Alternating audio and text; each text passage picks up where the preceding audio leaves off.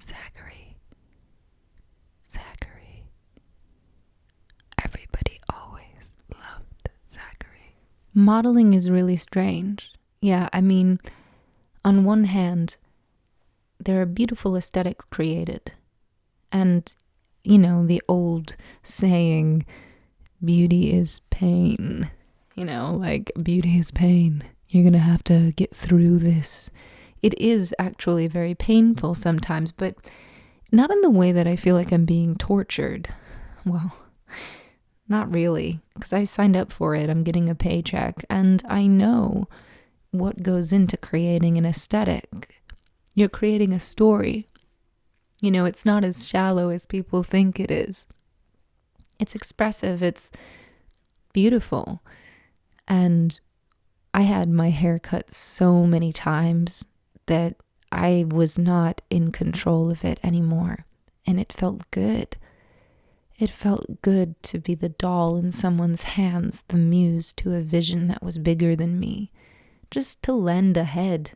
Hair grows back, you know, and people would be like, oh, you know, I never bleach my hair because I don't want it to be damaged. And, you know, hair is a weird thing. People are very proud of their hair. People don't want to lose their hair. People are strange about hair, aren't they? And it really can change your whole face, especially if you're the kind of person whose face can change easily depending on the light. And most models are. Most models have at least 12 faces, and I know I have 13 or more. Modeling, it kind of exists in a vacuum. Like, you show up for a show or a fitting or something, and there's all of these people who are very, very tall and very, very lean. And because that's probably less than 1% of the population, it's kind of like being in an alien land where everyone's at least my size or more alien. And if you work a lot, you kind of get used to it. And you kind of get used to going from being in this strange vacuum where people are creating otherworldly aesthetic visions out of strange, unusually shaped people.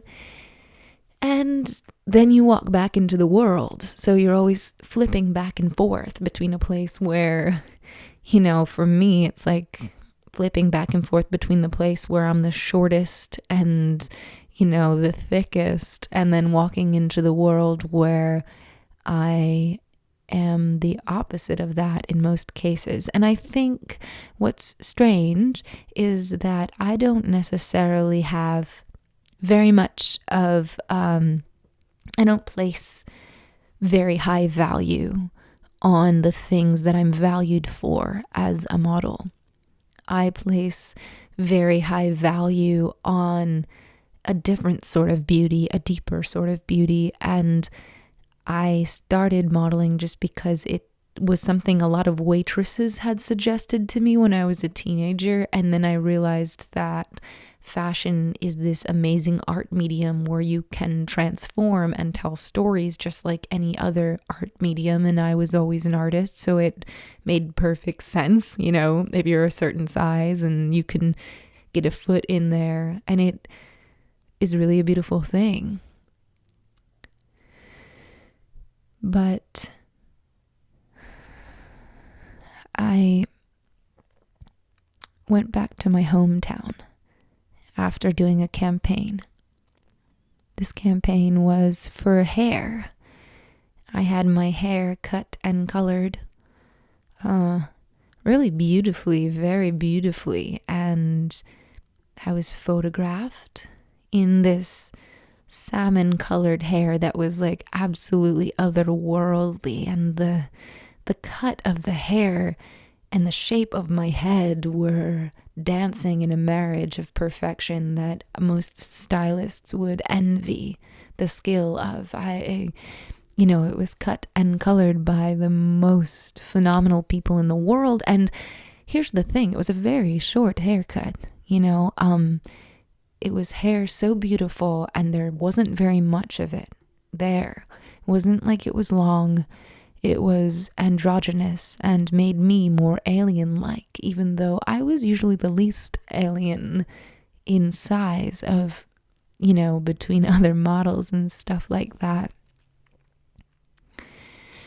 So after I had done this and the photos started appearing in the windows of salons in a big full size, I knew that I was going to go back to my hometown for a weekend, and I knew that everyone from my town, my original town, knew who I was still, and they knew what I did, and mostly just because my mom and my sister had told me that there was a big old poster of my face in the middle of their little main street, and I was mortified, because in the world of the city and in the vacuum of fashion, it's not a big deal at all.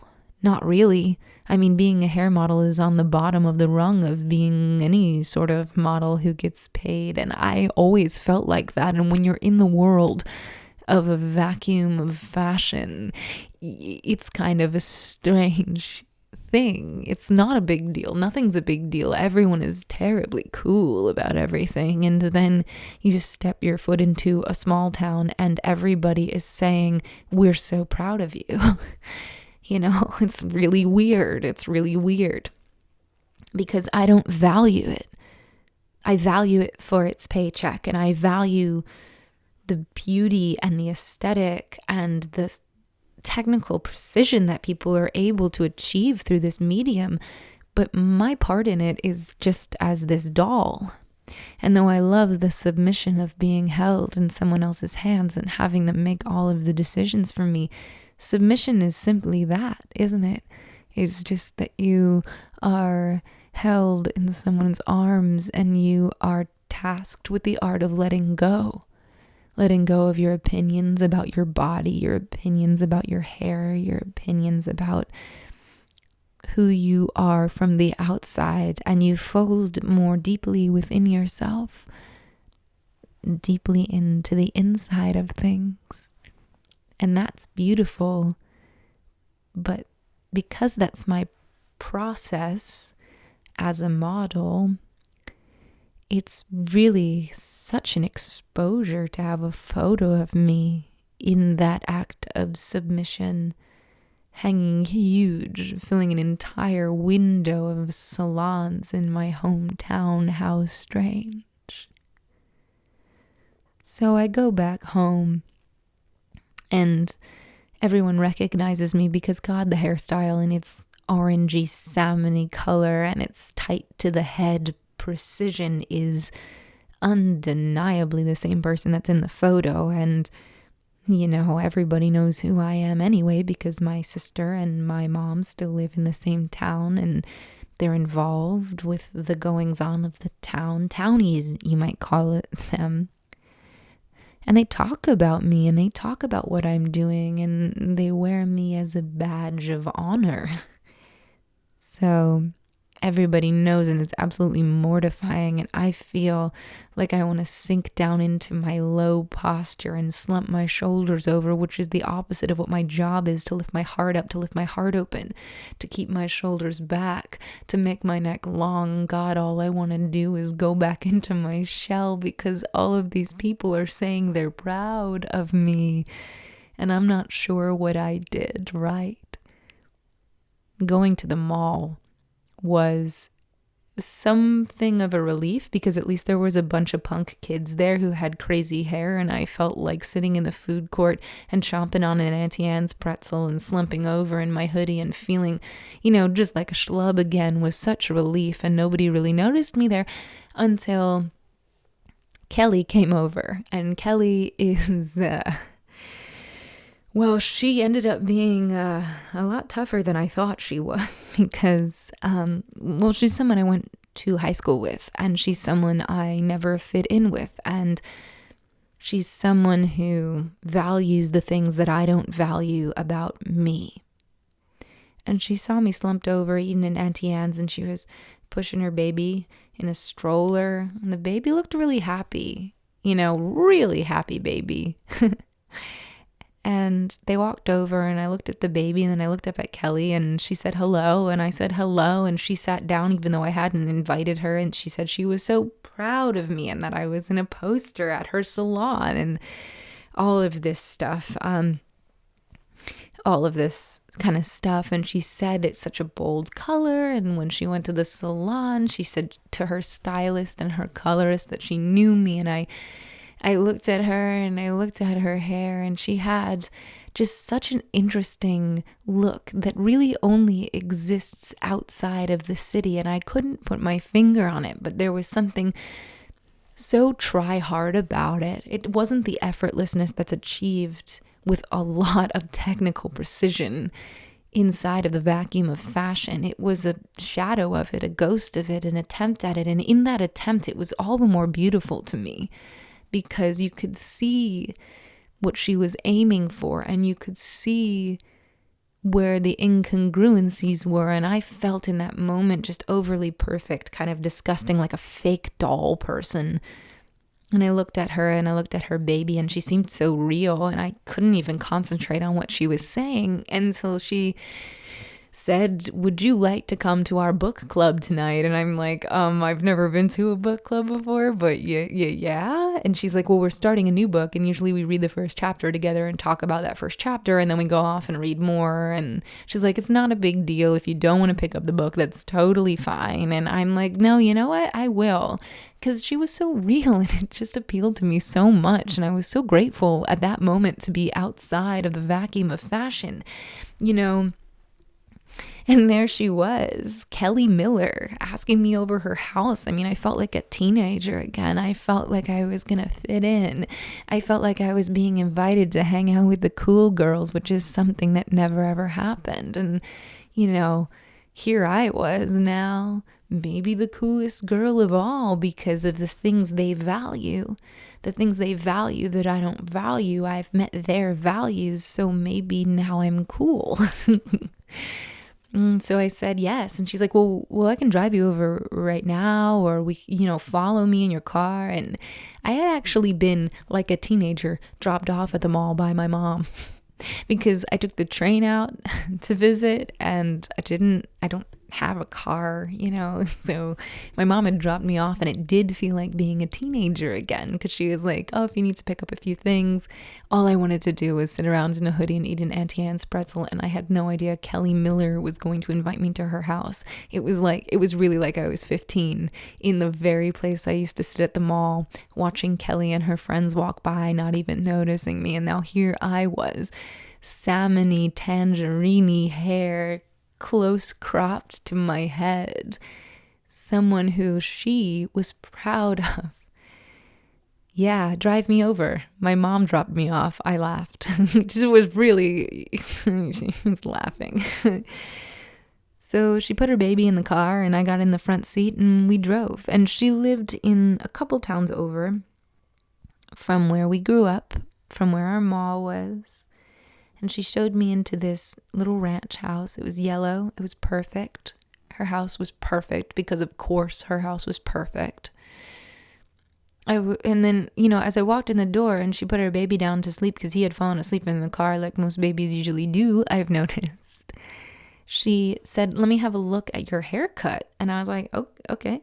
And so she looked around at it and she said, "Oh, it's growing out a little bit since the photo." And I was like, "Oh yeah, I guess hair grows. That's a thing that happens." And she laughed, of course. And I remember her touching the nape of my neck with her hand. She pressed on it in a way where she was feeling where the hairline was. She looked at me a bit smugly for a second before she complimented me a ton. And it was almost as if she looked at me as if to say, "Oh, I would never cut my hair that short. I'm feminine. I keep it long. I win." That's the kind of look she had on her face. And maybe that sounds paranoid or assumptive, but that look, just trying to find some status in that moment, that look, kind of a wild thing. I just remember that part because what happened next was absolutely unexpected. She got me a glass of wine. She handed me a book. And she said, well, this is what we're reading tonight. You can look on with me. I'm, whatever. And the title of the book was The Edition. The Handsome Edition. Like those words. The Edition, period. The Handsome Edition. And I flipped through it. It was a really strange book. I was imagining there would be like some kind of paperback of a bestseller that maybe had some romance in it, but like in this moment I was like, wow, I was totally wrong. I expected this book club to be super basic, a bunch of people, a bunch of women and sitting around drinking wine, Kelly and her friends, who they've become as like suburban mothers, and it wasn't that at all. It was like, it was wild. It said the edition, period, the handsome edition, in like these gold letters. And there was like I didn't know whether it was leather or it was something very special. And I was like, did you order this copy online? And she was like, oh yeah, we all did. And I was like, well, does it come in paperback? Because this seems like really expensive. And then she said, well, you could probably afford it, Miss Supermodel. And I was like, you'd be surprised. They don't pay me that much, and I have to make it last a long time because of also I waitress. And then she looked at me for a second, like as if she was totally shocked that like somebody needed to waitress who was like in an advertisement, and her mind was blown. Her mind was just absolutely blown. And I'm like, yeah, I only like am in big photos like that every now and then, and it doesn't pay as much as you think it does just because it looks good. She's like, so they make you really, really glamorous, and they make you look so, so perfect. And I'm like, yeah, it doesn't pay that much. And I didn't say any number amounts because I thought that would be pretty tacky.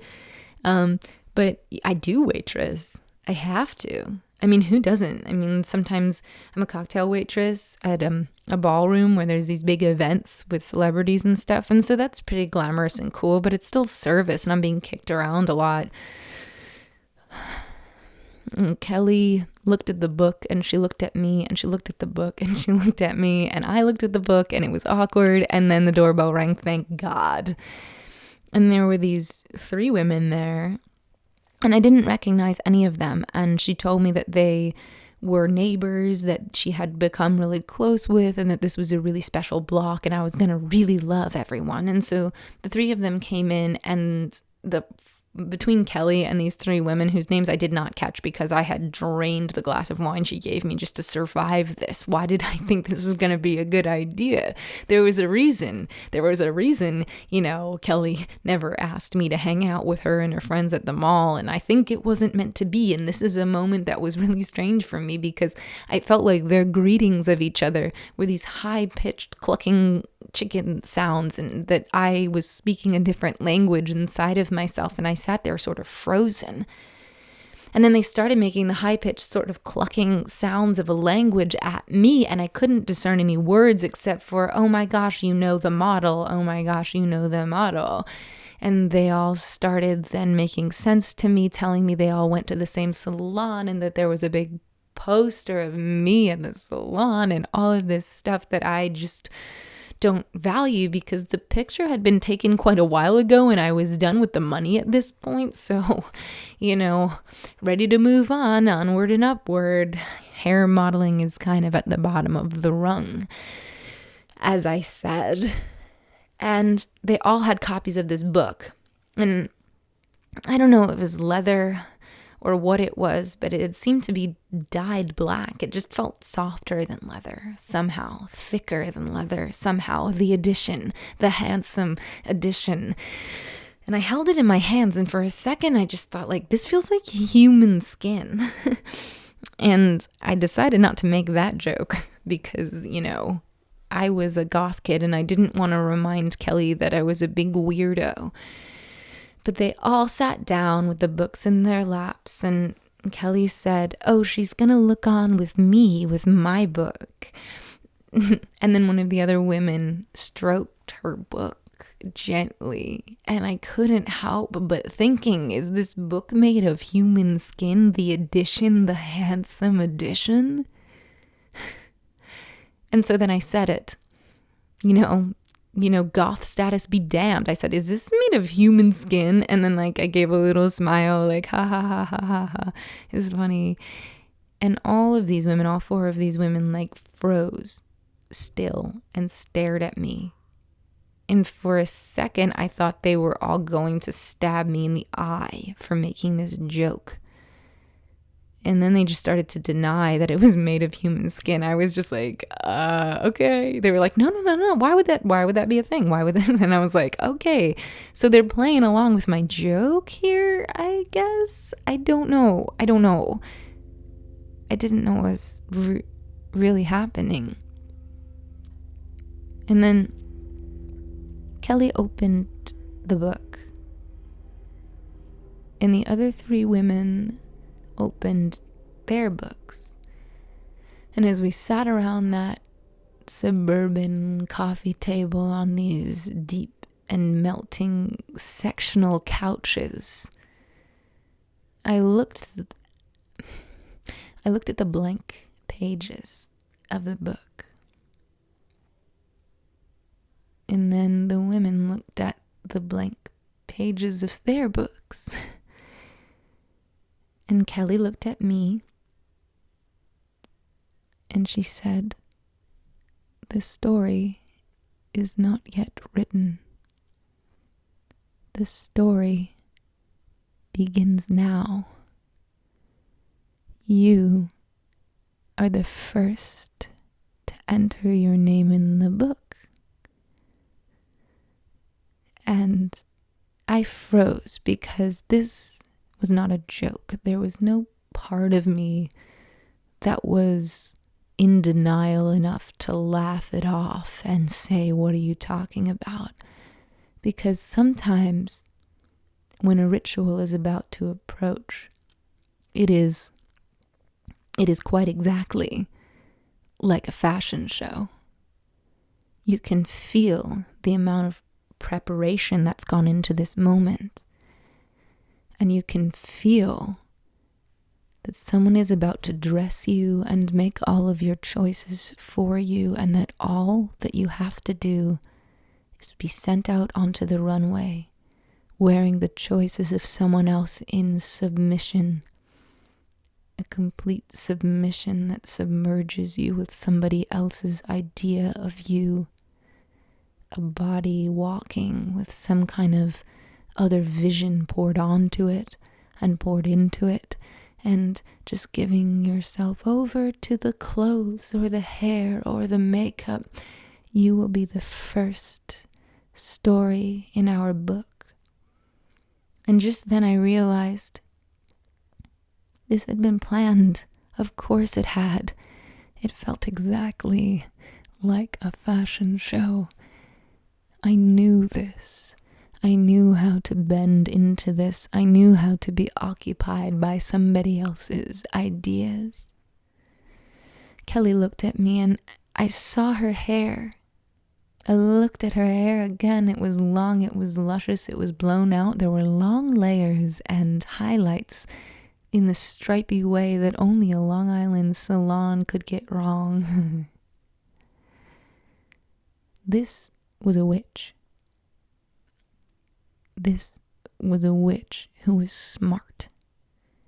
This was a witch who didn't adhere to the silly aesthetic that we think witches look like. This was not a hashtag witches of Instagram witch with pagan accessories building altars. This was a smart witch who knew how to hide in exactly plain sight. This was not the kind of woman you read about who builds bonfires and dances ecstatically in the moonlight. This was a witch hidden in plain sight, which I think might be the highest witch you could ever encounter.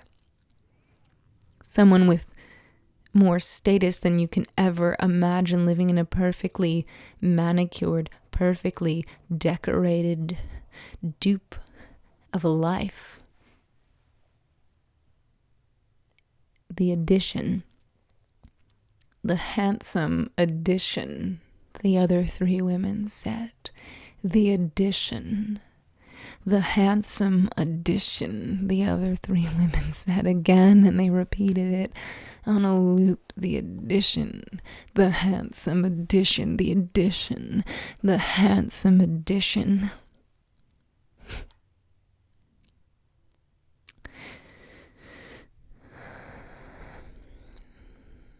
Kelly sat next to me, blank book open on our laps. She put her arm around me and held me close. "What can I pay you?" she asked. "What can I give you for this sacrifice?" she asked. I melted into her motherly arms, the kind of arms that have gotten soft from having children, the kind of arms that only a woman can have.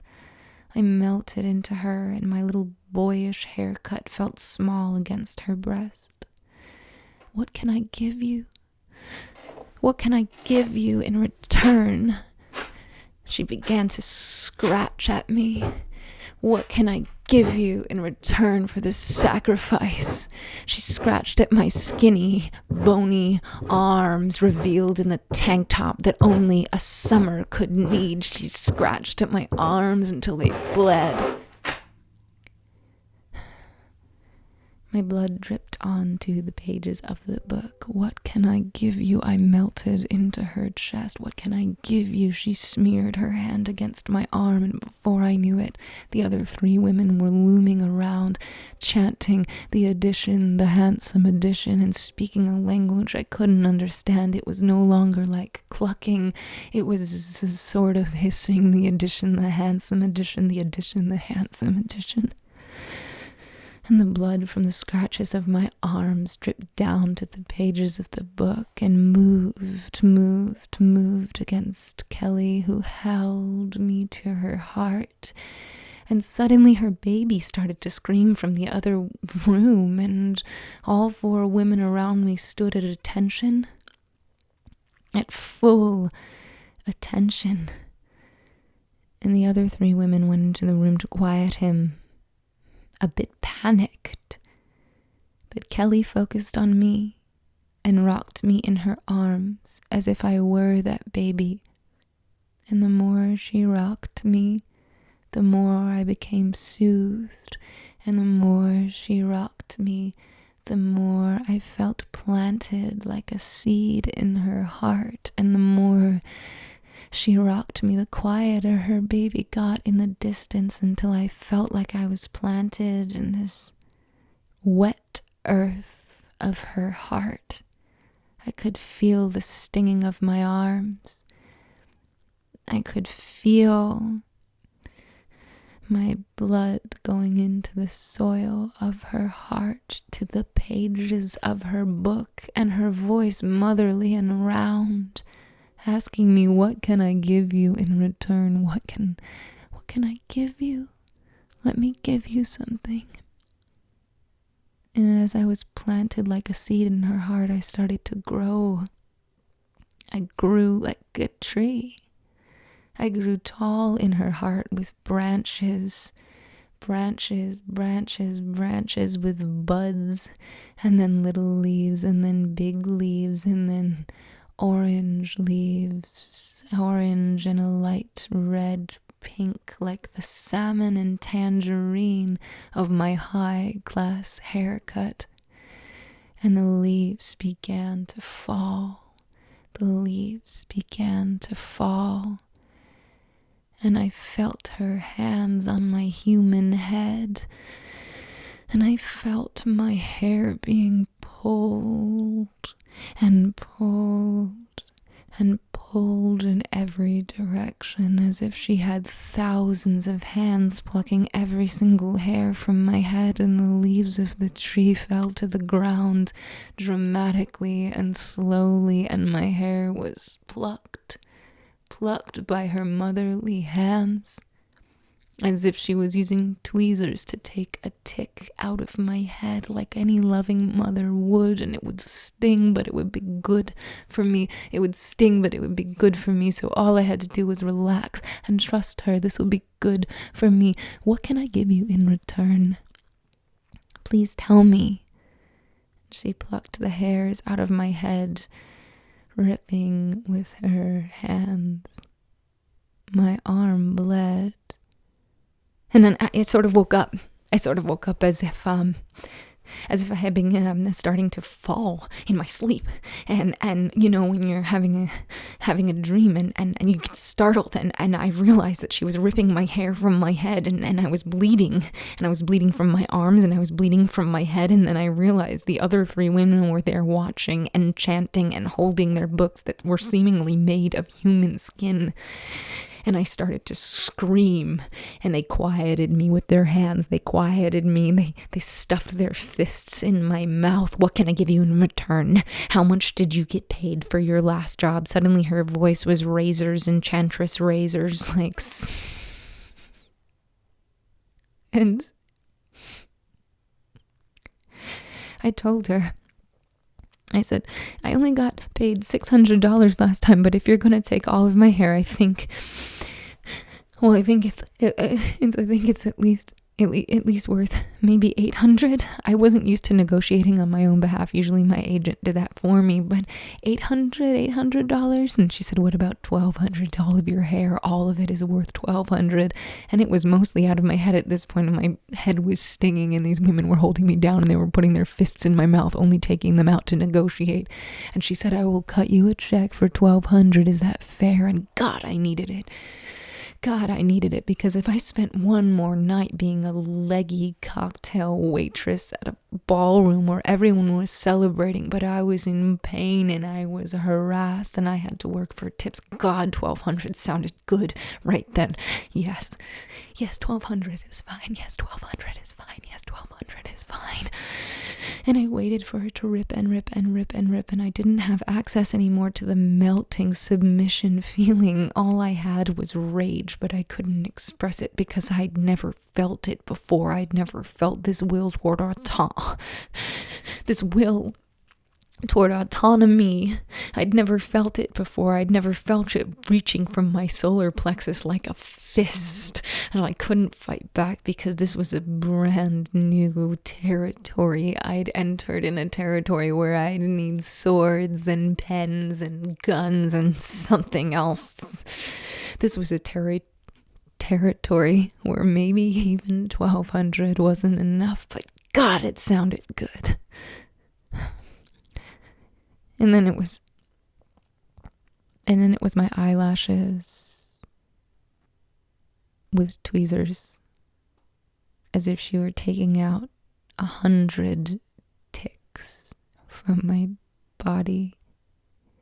Like a good mother, you set every single hair on your body. Every single eyelash. Every single eyelash. Every single eyebrow hair. With precision and care. The care only a mother could take.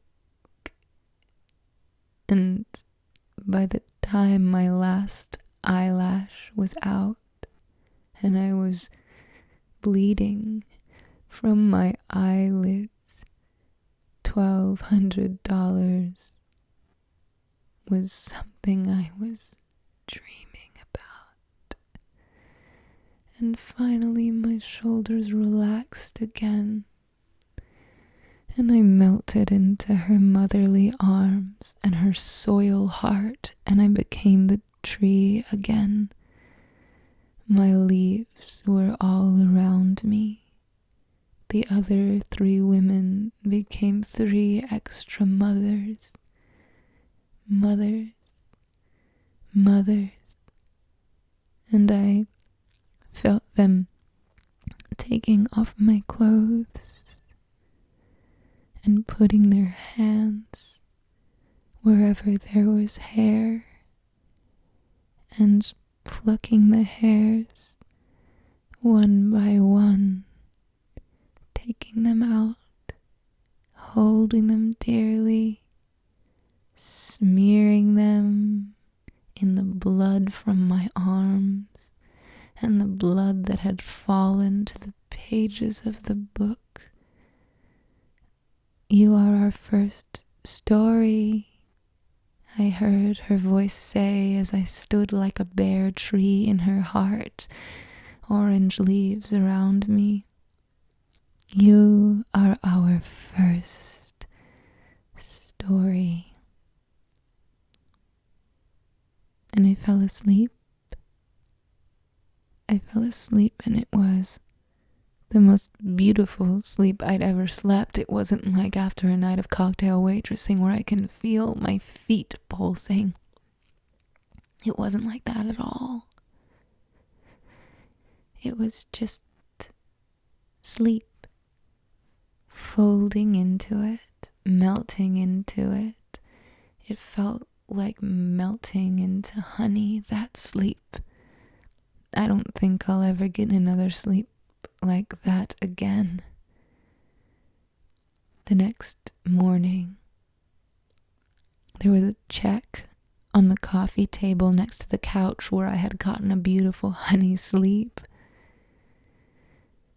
And the check was for $3,000, not $1,200.